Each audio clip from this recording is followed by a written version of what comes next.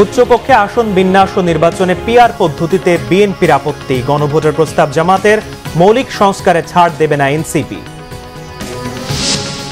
স্বাধীনতা বিরোধীরাই বিএনপি ও দলের শীর্ষ নেতাদের নিয়ে ষড়যন্ত্র করছে অভিযোগ দলীয় নেতাদের। রোজার আগেই জাতীয় নির্বাচন দেওয়ার আহ্বান। ইসিতে ৪৩,০০০ পৃষ্ঠার নথি জমা দিয়েও নিবন্ধনের জন্য বাছাইয়ে ফেল এনসিপি সহ সব দল। পদযাত্রার জনস্রোত দেখে অনেকেই ষড়যন্ত্র করছে অভিযোগ নাহিদের। আওয়ামী সরকারের বিদ্যুৎ কেন্দ্রের সব চুক্তি পর্যালোচনার সিদ্ধান্ত উপদেষ্টা কমিটির। জুলাই গণ অভ্যুত্থান স্মৃতি জাদুঘরে ব্যয় হবে ১১২ কোটি টাকা। রাজধানীর মিডফোর্ডে সোহাগ হত্যা মামলার অন্যতম আসামি নান্নু ৫ দিনের রিমান্ডে। মামলাটির তদন্তে পুলিশের ওপর কোনো চাপ নেই জানিয়েছে ডিএমপি। দেখছিলেন ক্রাউন সিমেন্ট সংবাদ শিরোনাম। এবারে বিস্তারিত। টানা ৪ দিন আলোচনা করেও সংসদে নারী আসনে নির্বাচন পদ্ধতি ও উচ্চকক্ষ গঠনের বিষয়ে ঐক্যমতে পৌঁছাতে পারেনি রাজনৈতিক দলগুলো। নারী আসন, নিম্নকক্ষ ও উচ্চকক্ষ সব ক্ষেত্রে আনুপাতিক হার বা পিআর পদ্ধতি চায় জামায়াত। আর নিম্নকক্ষের ভোটের ভিত্তিতেই উচ্চকক্ষ গঠনের পক্ষে মত বিএনপির। এছাড়া মৌলিক সংস্কারে কোনো ছাড় না দেওয়ার ঘোষণা এনসিপির। বিকেলে ঐক্যমত্য কমিশনের সাথে সংলাপ শেষে এমন মন্তব্য করে রাজনৈতিক দলগুলো। ওবায়দুল্লাহ মামুনের রিপোর্ট। মঙ্গলবার ফরেন সার্ভিস একাডেমিতে জাতীয় ঐক্যমত্য কমিশনের দ্বিতীয় দফার ১৪তম দিনের আলোচনার এজেন্ডা ছিল জাতীয় সংসদে নারী আসনের নির্বাচন প্রক্রিয়া, উচ্চকক্ষ গঠন ও সংবিধান সংস্কার।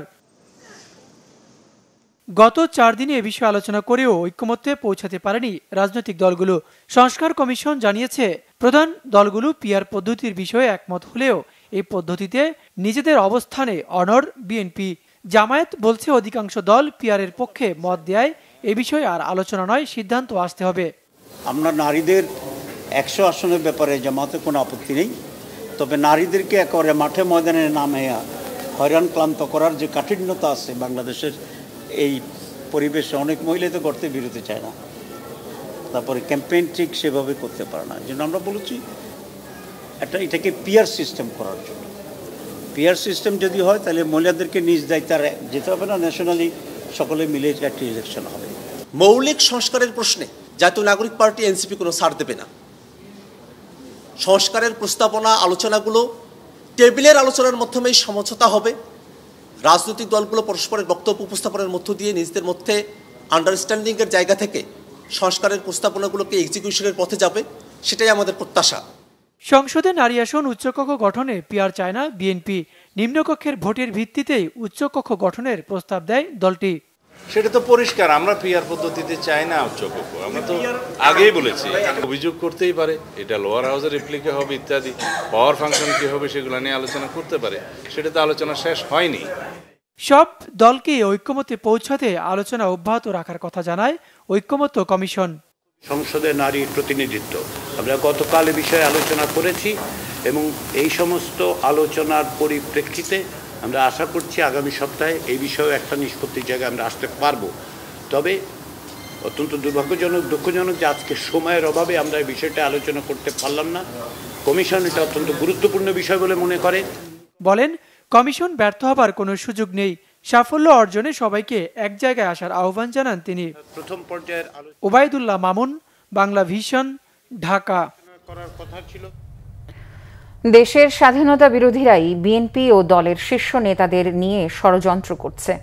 দেশবাসী এই অপশক্তিকে প্রতিহত করতে প্রস্তুত বলে জানিয়েছেন বিএনপি নেতারা। তারা বলেন, বিএনপি ধৈর্যের সাথে পরিস্থিতি মোকাবেলা করছে এবং কোনো ষড়যন্ত্রে পা দিতে চায় না। এটা বিএনপির দুর্বলতা নয় বলেও হুঁশিয়ারি দেন দলের নেতারা। মিরাজ হোসেন গাজীর রিপোর্ট।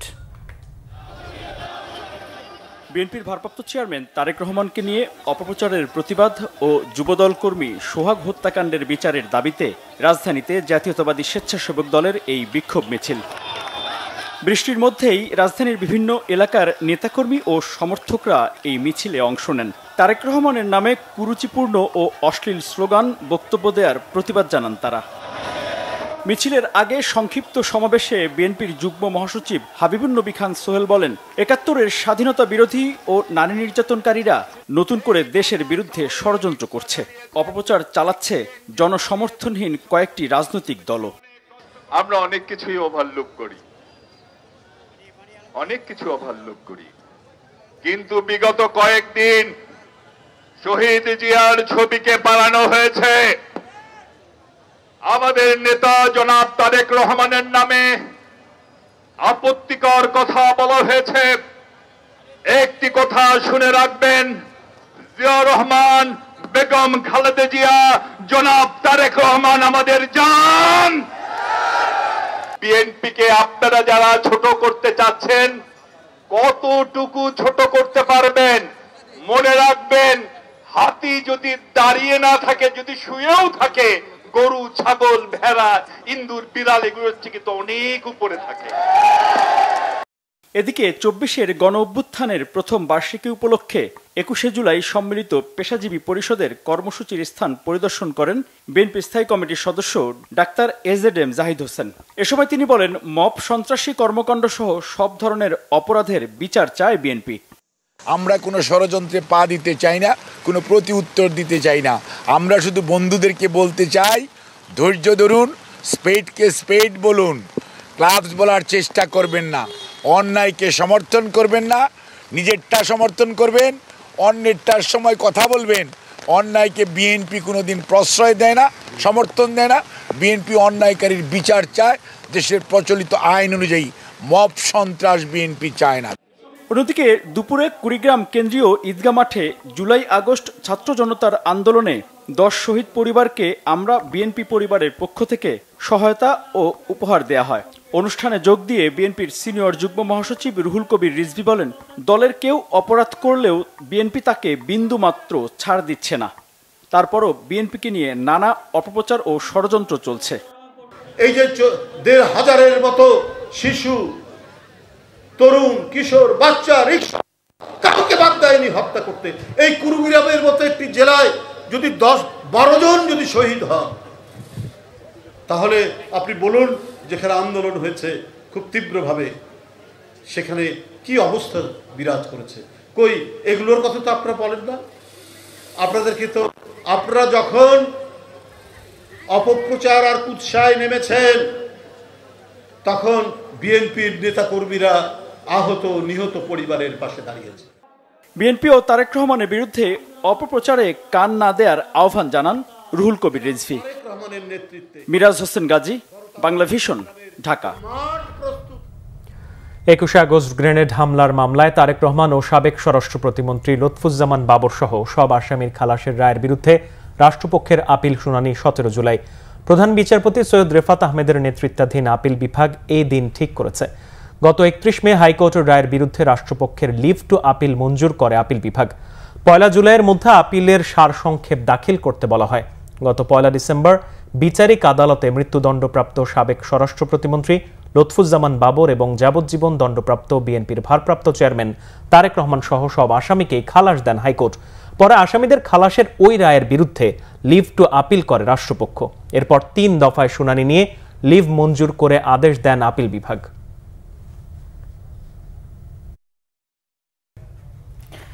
বিএনপি স্থায়ী কমিটির সদস্য আমির খসরু মাহমুদ চৌধুরী জানিয়েছেন, যুক্তরাষ্ট্রের দেয়া ট্যারিফ মোকাবেলায় কাজ করবে বিএনপি।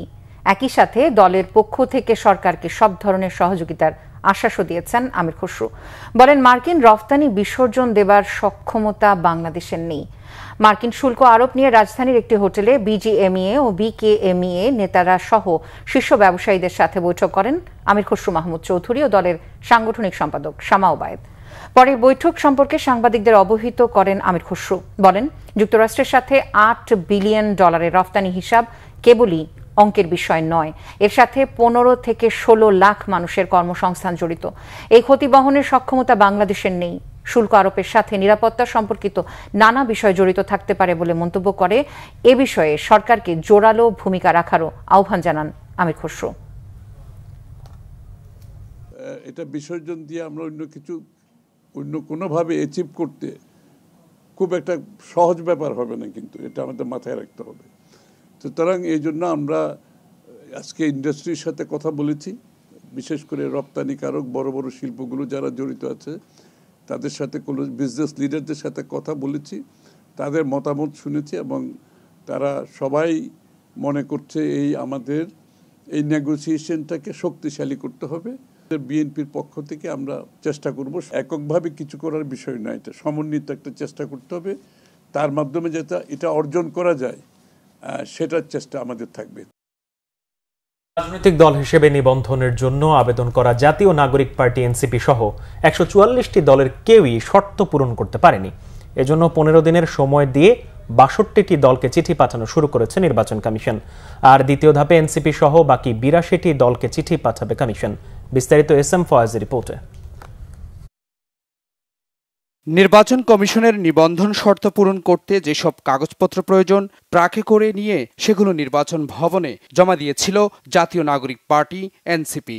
দল নিবন্ধনের জন্য এনসিপি ৪৩,৩১৬ পাতার ডকুমেন্ট জমা দিয়েছিল। এরপরও নিবন্ধন চেয়ে আবেদন করা এনসিপি নির্বাচন কমিশনের প্রাথমিক বাছাইয়ে উত্তীর্ণ হতে পারেনি। যাচাই বাছাই শেষে কমিশন কর্মকর্তারা বলছেন, কোনো দলেই আবেদনের শর্ত পূরণ করতে পারেনি। সঠিক কাগজপত্র জমা দিতে এখন দলগুলোকে আরও ১৫ দিন সময় দিচ্ছে কমিশন। হ্যাঁ, যেসব দলের পাওয়া যায় না সেই সব দল যাদের ওয়ান্টিংস আছে সেগুলি দেওয়ার জন্য। এদিকে জাতীয় পরিচয়পত্র নিবন্ধন অনুবিভাগের মহাপরিচালক জানিয়েছেন, জাপান, যুক্তরাষ্ট্র, মালদ্বীপ, ওমান, দক্ষিণ আফ্রিকা থাকা বাংলাদেশিদের নাম ভোটার তালিকায় যোগ করতে দ্রুতই কাজ শুরু হচ্ছে। আমাদের ইকুইপমেন্টগুলো রেডি করতে হবে, আমাদের জনবল রেডি করতে হবে এবং আমাদের প্রয়োজনীয় লোকজনকে সিলেক্ট করতে হবে এবং কিছু প্রশিক্ষণের বিষয় আছে আর কিছু যন্ত্রপাতির ইন্টিগ্রেশনের বিষয় আছে। সেই কাজগুলো আমরা এখন পর্যায়ক্রমে শুরু করেছি।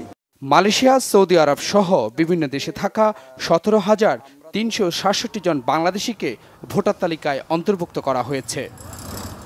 SM Faiz, Bangla vision, Dhaka. জাতীয় নাগরিক পার্টি এনসিপির পদযাত্রায় জনস্রোত দেখে অনেকেই ষড়যন্ত্র শুরু করেছে, এমন অভিযোগ দলটির আহ্বায়ক নাহিদ ইসলামের। লুটপাট, বৈষম্য ও চাঁদাবাজি থেকে মুক্তি পেতে জনগণকে এনসিপির সাথে থাকার আহ্বান জানিয়েছেন তিনি। জুলাই পদযাত্রার ১৫তম দিনে মঙ্গলবার দুপুরে বরিশাল থেকে ফেরি যোগে দ্বীপ জেলা ভোলায় যান এনসিপির কেন্দ্র নেতারা। পরে ভোলা শহরে পদযাত্রা করেন। বিভিন্ন সড়ক ঘুরে প্রেসক্লাব চত্বরে পথসভায় নাহিদ ইসলাম বলেন, জুলাই গণঅভ্যুত্থানে সবচেয়ে বেশি প্রাণ দিয়েছে এই ভোলার মানুষ, তাই তাদের ত্যাগকে কাজে লাগিয়ে আগামী দিনে সর্বজনীন বাংলাদেশ গড়তে সবাইকে কাজ করতে হবে।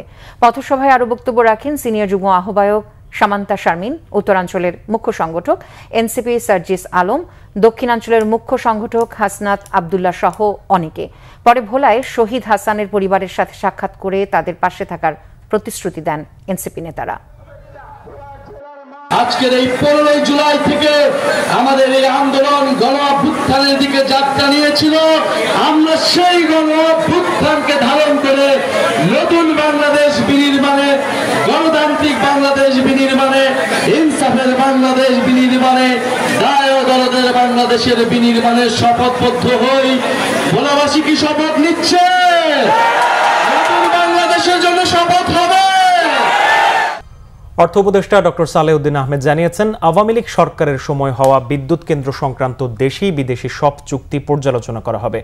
অর্থনৈতিক বিষয় সংক্রান্ত উপদেষ্টা কমিটির বৈঠক শেষে উপদেষ্টা জানান, জুলাই গণ-অভ্যুত্থান স্মৃতি জাদুঘরের কাজের জন্য কোনো দরপত্র ডাকা হবে না।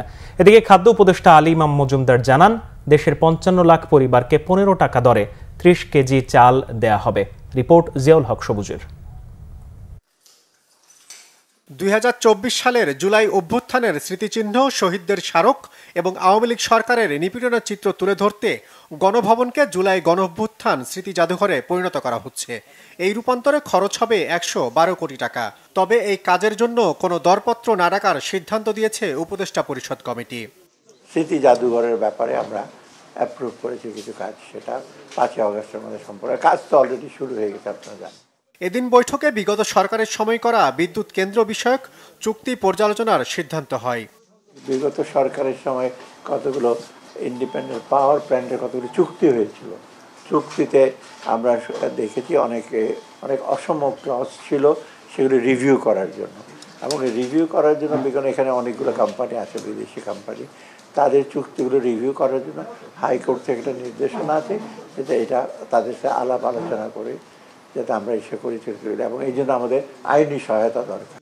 একই জায়গায় অনুষ্ঠিত খাদ্য পরিকল্পনা ও পরিধারণ কমিটির সভা শেষে খাদ্য উপদেষ্টা জানান, খাদ্য বান্ধব কর্মসূচির অংশ হিসেবে ৫৫ লাখ পরিবারকে ১৫ টাকা দরে চাল দেবে সরকার। গতবার ৫০ লাখ পরিবার পেতেন, মাননীয় অর্থ উপদেষ্টা এটাকে এবার ৫৫ লাখ করে দিয়েছেন। এই ৫৫ লাখ পরিবার ৩০ কেজি করে চাল পাবে ৬ মাস, আগস্ট, সেপ্টেম্বর, অক্টোবর, নভেম্বর পর্যন্ত পাবে আমাদের বর্তমান পরিকল্পনা অনুসারে। তারপর ডিসেম্বর, জানুয়ারি পাবে না, আবার ফেব্রুয়ারি, মার্চ পাবে। এইভাবে এটা হবে। ১৫ টাকা কেজিতে ৩০ কেজি চাল প্রতি পরিবার মাসে পায় এবং ৫৫ লক্ষ পরিবার সারা দেশে পাবে।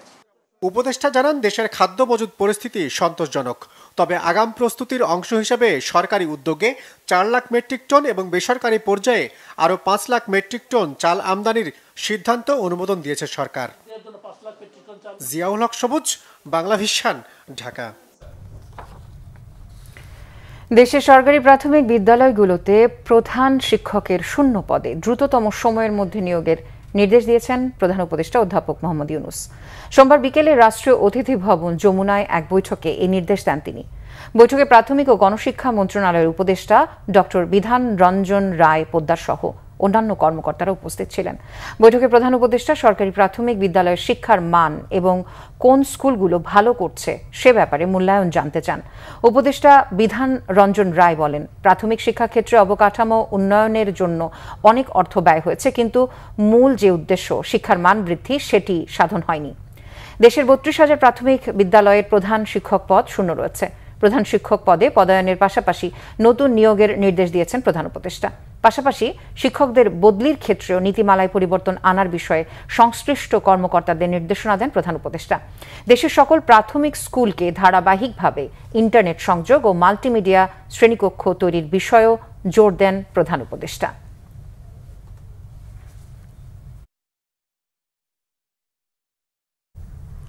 বিশ্বব্যাংকের নতুন ভাইস প্রেসিডেন্ট জোহানেস জাট বাংলাদেশের অন্তর্বর্তী সরকারের সংস্কার পদক্ষেপের প্রশংসা করেছেন।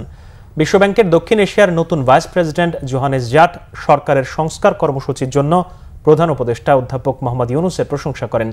বিশ্বব্যাংকের বাংলাদেশ ও ভুটানের জন্য নতুন বিভাগীয় পরিচালক জিন পেসমেকে সাথে নিয়ে সোমবার সন্ধ্যায় রাষ্ট্রীয় অতিথি ভবন যমুনায় প্রধান উপদেষ্টা ডক্টর মোহাম্মদ ইউনূসের সাথে দেখা করেন বিশ্বব্যাংকের এই কর্মকর্তা। গত বছরের জুলাই অভ্যুত্থানে নিহত শিক্ষার্থীদের প্রতি শ্রদ্ধা জানান। এটিকে বাংলাদেশের সাথে যুক্ত সবার জন্য খুব আবেগপ্রবণ মুহূর্ত বলে অভিহিত করেন তিনি। নারীর ক্ষমতায়নে ডক্টর ইউনূসের কাজেরও প্রশংসা করেন। প্রধান উপদেষ্টা বলেন, দায়িত্ব নেওয়ার সময় এই দেশ ছিল একটি বিপর্যয়ময় অঞ্চলের মতো, ভূমিকম্পের পরের জায়গার মতো। তবুও সব উন্নয়ন অংশীদার তার সরকারকে সমর্থন করেছে, যা আত্মবিশ্বাসী করেছে। বাংলাদেশ সমৃদ্ধ হলে পুরো দক্ষিণ এশিয়া অঞ্চল সমৃদ্ধ হবে বলেও মন্তব্য করেন ডক্টর ইউনূস।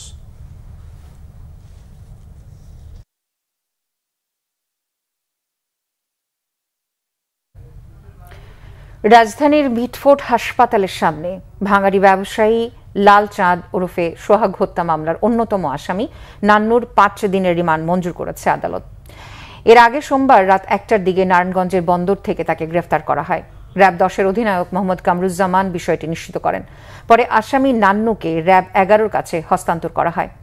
নান্নু পাথর দিয়ে আঘাত করে সোহাগের মৃত্যু নিশ্চিত করা ৪ জনের একজন। গত বুধবার ব্যবসায়িক দ্বন্দ্বে সোহাগকে প্রকাশ্যে নৃশংসভাবে কুপিয়ে ও পাথর দিয়ে আঘাত করে হত্যা করে সন্ত্রাসীরা। ঘটনার ফুটেজ ভাইরাল হলে দেশজুড়ে নিন্দার ঝড় ওঠে। নিহতের বোন বাদী হয়ে কোতোয়ালি থানায় মামলা দায়ের করেন। মামলায় ১৯ জনের নাম উল্লেখ করা হয়।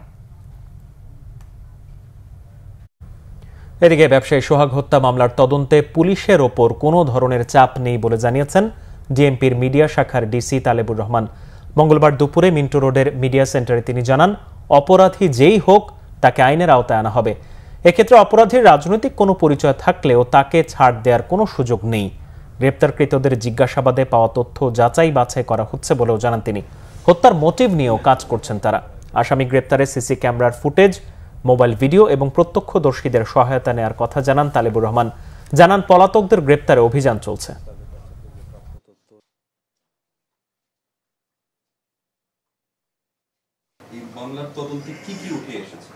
অনেকেই একটা ঘটনা ঘটার পরে অনেক কিছু অনেকেই অনেকভাবে ব্যাখ্যা করতে পারেন, কিন্তু আমরা যেটা চাই সেটা হচ্ছে মামলার সুষ্ঠু তদন্তটা। আমরা সেই তদন্তের স্বার্থে আমরা সাক্ষ্য প্রমাণ সহ সব কিছু সংগ্রহ করছি এবং আমাদের মূল উদ্দেশ্য একটাই, সেটা হচ্ছে প্রকৃত আসামিরা যারা এই ঘটনার সাথে জড়িত তাদেরকে যেন আইনের আওতায় আনা যায়। আজ 15ই জুলাই 2024 সালের এই দিনে শেখ হাসিনার দেয়া বক্তব্যের প্রতিক্রিয়ায় উত্তাল হয়ে ওঠে ঢাকা বিশ্ববিদ্যালয়। 15 জুলাই দুপুর 12টায় ঢাকা বিশ্ববিদ্যালয়ের রাজু ভাস্কর্যের সামনে বৈষম্য বিরোধী শিক্ষার্থীদের ব্যানারে বিক্ষোভ করেন আন্দোলনকারী শিক্ষার্থীরা।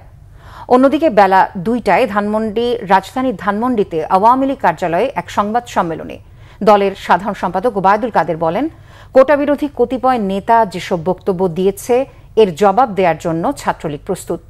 সেদিন বেলা 2টার দিকে আন্দোলনকারী শিক্ষার্থীদের একটি অংশ রাজু ভাস্কর্যের সামনে থেকে মিছিল নিয়ে হলপাড়ার দিকে যায়, অপর অংশ টিএসসিতে অবস্থান করে। আন্দোলনকারীরা বিভিন্ন হল ঘুরে বিজয় 71 হলের দিকে গেলে বেলা 3টার পর তাদের উপর হামলা করে ছাত্রলীগ। শুরু হয় ধাওয়া পাল্টা ধাওয়া। এক পর্যায়ে ভিসি চত্বর এলাকায় ছাত্রীদেরকে বেধড়ক পেটায় ছাত্রলীগ। ছাত্রীদের ওপর সেই বর্বর হামলার দৃশ্য ভাইরাল হয় সামাজিক যোগাযোগ মাধ্যমে। ক্ষোভ ছড়িয়ে পড়ে সকল বিশ্ববিদ্যালয়ে। সেদিন শহীদুল্লাহ হল ও ঢাকা মেডিকেল এলাকাতেও আন্দোলনকারীদের ওপর হামলা চালায় ছাত্রলীগ যুবলীগ। মূলত 15 জুলাই কোটা আন্দোলন রূপ নেয় সরকার বিরোধী আন্দোলনে। 36 দিনের টানা আন্দোলনে গত বছরের 5 আগস্ট পতন ঘটে স্বৈরাচার শেখ হাসিনা সরকারের। সে সময় রাজধানী ছাড়িয়ে আন্দোলনের স্ফুলিঙ্গ পুরো চট্টগ্রামে ছড়িয়ে দিয়েছিলেন চট্টগ্রাম বিশ্ববিদ্যালয়ের শিক্ষার্থীরাও। বিশ্ববিদ্যালয়ের প্রতিবাদ কর্মসূচি ছড়িয়ে পড়েছিল গোটা বন্দর নগরী সহ পার্বত্য এলাকা ও উপজেলাগুলোতেও। চট্টগ্রাম প্রতিনিধি শাহেদা পিয়া রিপোর্টে বিস্তারিত। কোটা সংস্কার আন্দোলন নিয়ে চট্টগ্রামে প্রথম আওয়াজ ওঠে চট্টগ্রাম বিশ্ববিদ্যালয়ের শহীদ মিনার চত্বর থেকে। তখনও কেউ ভাবেনি এই আন্দোলন ক্যাম্পাস পেরিয়ে ছড়িয়ে যাবে পুরো চট্টগ্রামে। শুরুতে বিশ্ববিদ্যালয়ের শহীদ মিনার থেকে প্রতিবাদ, এরপর চট্টগ্রাম খাগড়াছড়ি সড়ক, চট্টগ্রাম কক্সবাজার, ঢাকা চট্টগ্রাম রেল ও মহাসড়ক অবরোধ আর শিক্ষার্থীদের টানা অবস্থান কর্মসূচিতে বাড়তে থাকে ছাত্র জনতার স্রোত। আন্দোলন হতে থাকে তীব্র থেকে তীব্রতর। 15 জুলাই চট্টগ্রাম বিশ্ববিদ্যালয়ের শিক্ষার্থীদের উপর ছাত্রলীগের হামলার পর উত্তাল হয়ে ওঠে গোটা বন্দরনগরী। এরপর পাল্টে যায় চট্টগ্রামে আন্দোলনের দৃশ্যপট। বিশ্ববিদ্যালয়ের শিক্ষার্থীদের পাশাপাশি আন্দোলনে যোগ দেয় অন্য বেসরকারি বিশ্ববিদ্যালয় ও স্কুল কলেজগুলোর শিক্ষার্থীরাও। পরদিন নগরীর মুরাদপুরের বিক্ষোভ মিছিলে আবারও শিক্ষার্থীদের উপর হামলা চালায় ছাত্রলীগ, যুবলীগ ও পুলিশ। চলে ধাওয়া পাল্টা ধাওয়া সংঘর্ষ। এ ঘটনায় প্রাণ হারান শিক্ষার্থী সহ 3 জন। সহযোদ্ধাদের মৃত্যুতে আন্দোলন ছড়িয়ে পড়ে স্ফুলিঙ্গের মতো। এই আন্দোলনে আমরা দেখেছি আমাদের বিশ্ববিদ্যালয়ের 2 জন শহীদ হয়, শহীদ হৃদয় তরুয়া, শহীদ ফরহাদ। তাদের এই আত্মত্যাগ, তাদের এই সর্বোচ্চ ত্যাগের বিনিময়ে আন্দোলনটা শুরু হয়। আর চট্টগ্রামের আন্দোলনের মূল নায়ক এবং মূল ভিত্তি সেটাকে আমরা চট্টগ্রাম বিশ্ববিদ্যালয় বলবো। সেখানে এই আন্দোলনে চট্টগ্রাম বিশ্ববিদ্যালয়ের অবদান অনস্বীকার্য। আমাদের ক্যাম্পাসগুলো ছাড়তে হয়েছিল বিভিন্ন শিক্ষা প্রতিষ্ঠানে, চবিতে বলেন, ঢাবিতে বলেন বা অন্যান্য যেসব জায়গায়। তখনই কিন্তু ঠিক আসলে প্রাইভেটিয়ানরা এমনভাবে এন্ট্রি নিয়েছিলেন যে তারা হচ্ছে সেভিয়ার। তাদের যদি আমরা ডিনাই করি, আমরা জুলাই রেভলিউশনকে ডিনাই করব, এটি আসলে করা ঠিক হবে না। কারণ প্রত্যেকেরই প্রাপ্যটা তাদের দিতে হবে, অ্যাকনোলেজমেন্টটা দিতে হবে, স্বীকার করতে হবে। জুলাই আগস্টের আন্দোলনে প্রাণ হারায় চট্টগ্রাম বিশ্ববিদ্যালয়ের 2 শিক্ষার্থী, চট্টগ্রাম কলেজের 1 শিক্ষার্থী সহ 7 জন। আন্দোলনে সম্মুখ সারিতে থেকে ছাত্রদের বাঁচাতে ঢাল হয়ে দাঁড়ান নারী শিক্ষার্থীরাও। কিন্তু এত ত্যাগের পরে যে নতুন বাংলাদেশের স্বপ্ন ছিল, এখনও তা অধরাই রয়ে গেছে বলে আক্ষেপ অনেকের। আমরা বিশ্বাস করে জুলাই বৃথা যাবে না, জুলাই বৃথা দেওয়া যাবে না, বৃথা হতে দেওয়া ইনশাল্লাহ হবেও না। এখানে হচ্ছে কি, দেশ পরিবর্তন হতে হলে আগে আমাদের মানসিকতা পরিবর্তন হতে হবে। আমাদের যে দেশের যে জনগণ, তাদের মানসিকতা কতটুকু পরিবর্তন হয়েছে তার উপর নির্ভর করে যে আমাদের দেশটা পরিবর্তন হবে কিনা বা হচ্ছে কিনা। 1 জুলাই গিয়েছে, আবার 1 জুলাই চলে এসেছে। যে ইন্টারিম গভর্নমেন্ট হচ্ছে ক্ষমতায় আছে, বলতে গেলে তারা প্রায় 11 মাস তারা হচ্ছে এই দায়িত্ব পালন করে আসছে। কিন্তু আমরা যেটা দেখতে পাই, শিক্ষার্থীরা যেই আশা আকাঙ্ক্ষা নিয়ে তারা এই আন্দোলন সংগ্রাম করেছিল, সেই আশা আকাঙ্ক্ষার পুরোপুরি প্রতিফলন এখন পর্যন্ত হয়নি। ছাত্র জনতার অভ্যুত্থানে শিক্ষার্থীদের পাশাপাশি সাধারণ মানুষও রাজপথে নেমে না এলে ফ্যাসিস্ট সরকারকে বিদায় করা সম্ভব হতো না বলে মনে করেন আন্দোলনের নেতারা। জনগণ যারা ছিল তারাও স্বতঃস্ফূর্তভাবে অংশগ্রহণ করেই কিন্তু এই আন্দোলন সফল করেছে। তো আমরা আমাদের জায়গায় বারবার ওই একটা কথা স্বীকার করি যে এই জুলাই গণ অভ্যুত্থানের যেই আন্দোলন, এটা আপামর ছাত্র জনতার সকল জনগণের আন্দোলন। আমরা মনে করি যে এই জুলাই আগস্ট পরবর্তী যেই নতুন বাংলাদেশ আমরা উপহার পেতে চাই, সেখানে যাতে আপামর সকল ছাত্র জনতার এখানে আশা আকাঙ্ক্ষার প্রতিফলন বাস্তবায়ন হয়। ছাত্র জনতার তীব্র আন্দোলন পরিণতি পায় গণ অভ্যুত্থানে। স্বৈরাচার বিরোধী ৩৬ দিনের আন্দোলনে শহীদ হন ১৫০০-এরও বেশি। দৃষ্টিহারা ও পঙ্গুত্ব বরণ করেছেন অসংখ্য মানুষ। শাহিদা পিয়া, বাংলা ভিশন, চট্টগ্রাম। নারী সংহতির এক সমাবেশে বক্তারা বলেছেন, জুলাই গণ অভ্যুত্থানে এ পর্যন্ত আহতদের তালিকা তৈরি করতে ব্যর্থ হয়েছে অন্তর্বর্তীকালীন সরকার। সন্ধ্যায় রাজধানীর শাহবাগে জাতীয় জাদুঘরের সামনে নারী সংহতির উদ্যোগে সমাবেশ ও মশাল মিছিল অনুষ্ঠিত হয়। স্বৈরাচার পতন আন্দোলনে নারী শিক্ষার্থীদের ভূমিকা ও শহীদ নারীদের প্রতি শ্রদ্ধা নিবেদন করা হয় সমাবেশে। এতে বক্তারা আশঙ্কা প্রকাশ করেন, জুলাই পরবর্তী দেশে চলমান মব, সন্ত্রাস, ধর্ষণ ও নারীর উপর ক্রমবর্ধমান সহিংসতার বিষয়ে। ধর্ষণ, যৌন নিপীড়ন ও নারী বিদ্বেষী তৎপরতা বন্ধ সহ সমাজের সকল স্তরে নারীর অধিকার ও নিরাপত্তা প্রতিষ্ঠার দাবি জানান তারা। এ সময় জুলাই গণ অভ্যুত্থানে হত্যার বিচার এবং আহতদের চিকিৎসার জোর দাবি তোলেন তারা।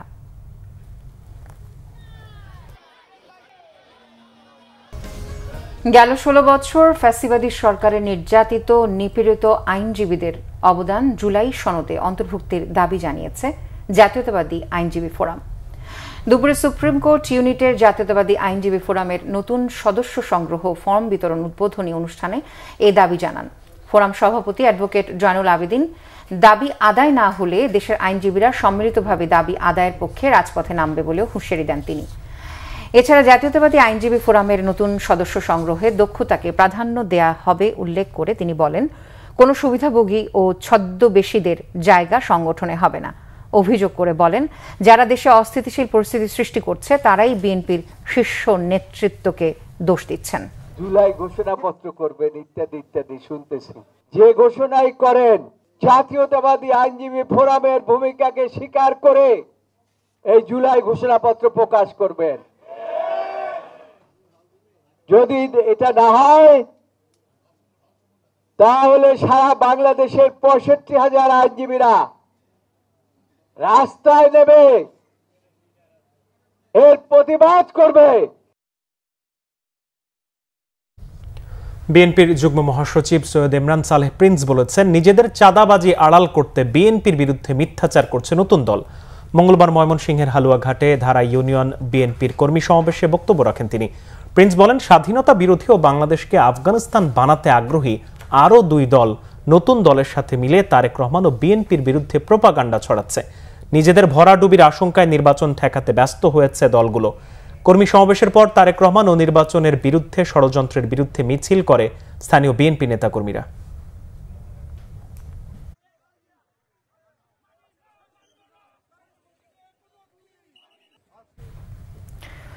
উত্তরের জলবায়ু পরিবর্তন ঠেকাতে তিস্তা পরিকল্পনা বাস্তবায়ন ও রংপুরের শ্যামা সুন্দরী খাল পুনরুদ্ধার করা হবে বলে জানিয়েছেন উপদেষ্টা সৈয়দা রেজওয়ানা হাসান। বিকেলে রংপুরের কেল্লাবন্ধ এলাকায় শ্যামা সুন্দরী উৎস মুখ পরিদর্শন শেষে পানি সম্পদ, পরিবেশ, বন ও জলবায়ু পরিবর্তন মন্ত্রণালয়ের উপদেষ্টা একথা বলেন।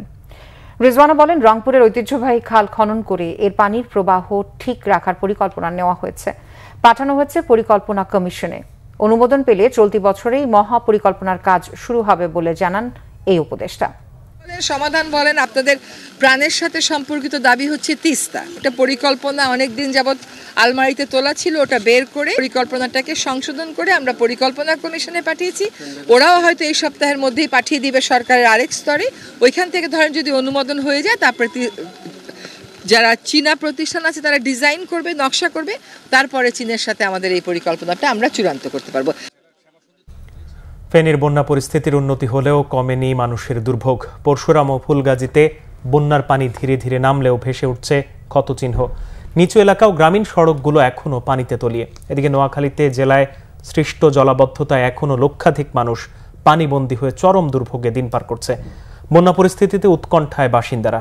ফেনী ও নোয়াখালী জেলার প্রতিনিধিদের তথ্য ছবিতে ডেস্ক রিপোর্ট। টানা বৃষ্টি আর উজানের ঢলে গত ৮ আগস্ট প্লাবিত হয় ফেনীর পরশুরাম, ফুলগাজী ও ছাগলনাইয়া উপজেলার অন্তত ১২০টি গ্রাম। পানি সরে গেলেও নিচু এলাকা ও গ্রামীণ সড়কে এখনও জলাবদ্ধতা। কাদায় একাকার ঘরের ভেতর বাহির।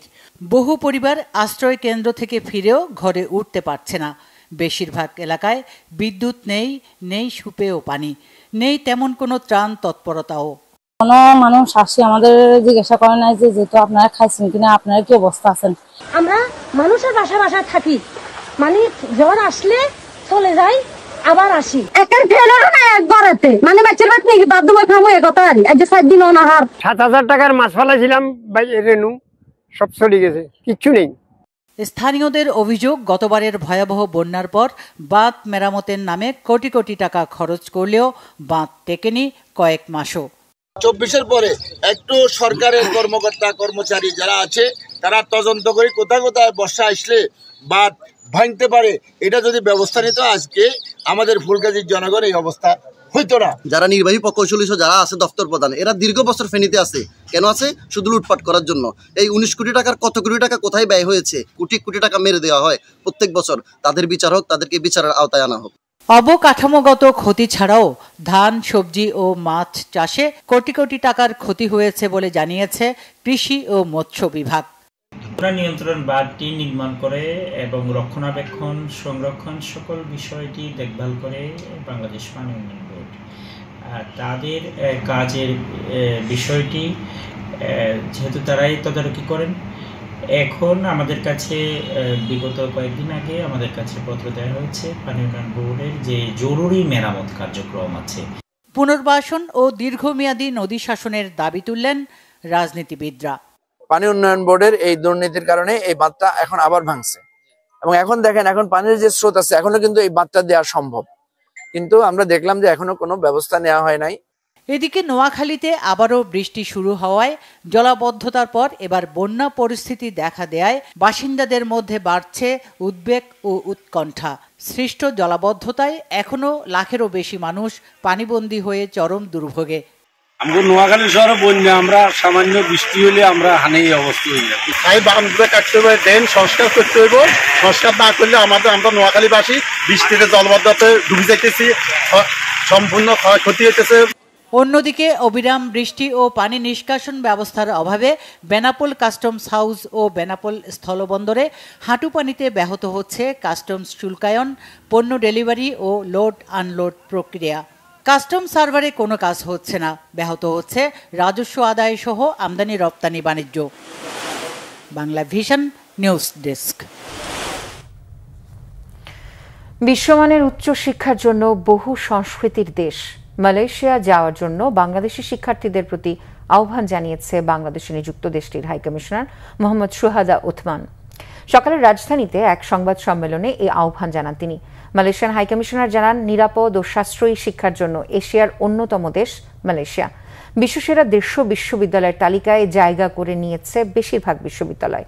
এসব প্রতিষ্ঠানে পড়তে যাওয়া বাংলাদেশি শিক্ষার্থীদের জন্য দুর্দান্ত সুযোগ। অনুষ্ঠানে এডুকেশনাল মালয়েশিয়া গ্লোবাল সার্ভিসের দক্ষিণ এশিয়ার আঞ্চলিক ব্যবস্থাপক মঈনুদ্দিন আহমেদ খান জানান, তার দেশে বর্তমানে 9,000-এর বেশি বাংলাদেশি শিক্ষার্থী রয়েছে। সেখানে আরও শিক্ষার্থীর উচ্চশিক্ষার সুযোগ রয়েছে।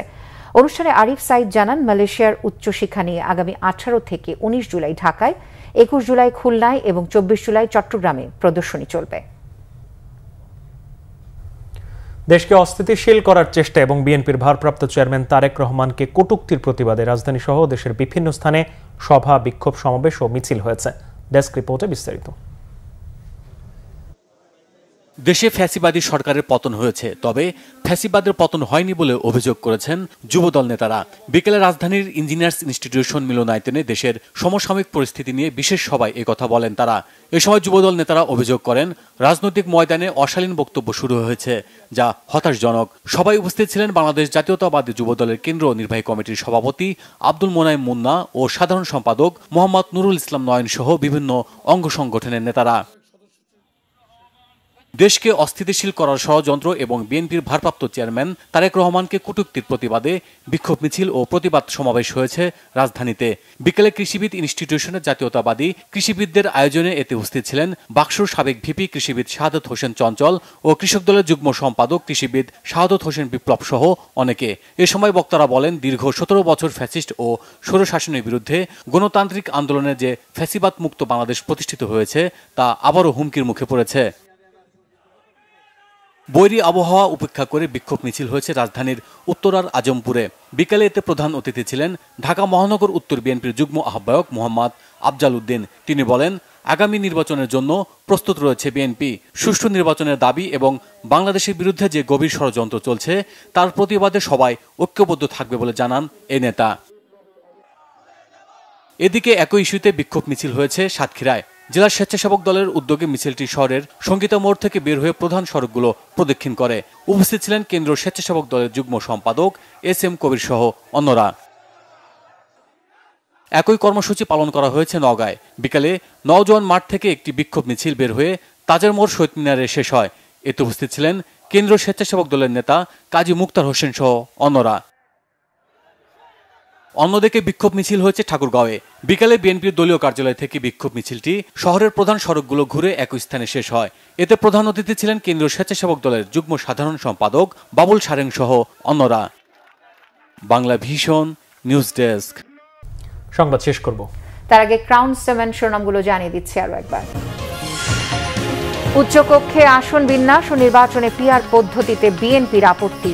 গণভোটের প্রস্তাব জামাতের, মৌলিক সংস্কারে ছাড় দেবে না এনসিপি। স্বাধীনতা বিরোধীরাই বিএনপি ও দলের শীর্ষ নেতাদের নিয়ে ষড়যন্ত্র করছে, অভিযোগ দলীয় নেতাদের। রোজার আগেই জাতীয় নির্বাচন দেওয়ার আহ্বান। ইসিতে 43,000 পৃষ্ঠার নথি জমা দিয়েও নিবন্ধনের জন্য বাছাইয়ে ফেল এনসিপি সহ সব দল। পদযাত্রায় জনস্রোত রেখে অনেকেই ষড়যন্ত্র করছে, অভিযোগ নাহিদের। আওয়ামী সরকারের বিদ্যুৎ কেন্দ্রের সব চুক্তি পর্যালোচনার সিদ্ধান্ত উপদেষ্টা কমিটির। জুলাই গণঅভ্যুত্থান স্মৃতি জাদুঘরে ব্যয় হবে 112 কোটি টাকা। রাজধানীর মিটফোর্ডে সোহাগ হত্যা মামলার অন্যতম আসামি নান্নু 5 দিনের রিমান্ডে। মামলাটির তদন্তে পুলিশের উপর কোনো চাপ নেই জানিয়েছে ডিএমপি। এই ছিল এখনকার মতো। পরে সংবাদ রাত 1টায় দেখার আমন্ত্রণ রইল। এছাড়া বাংলা ভিশন সংবাদ ও সংবাদ সংশ্লিষ্ট অনুষ্ঠান দেখতে ভিজিট করুন www.bbnews24.com ও facebook.com/banglavisionnews এবং সাবস্ক্রাইব করুন youtube.com/banglavisionnews। ধন্যবাদ। শুভরাত্রি।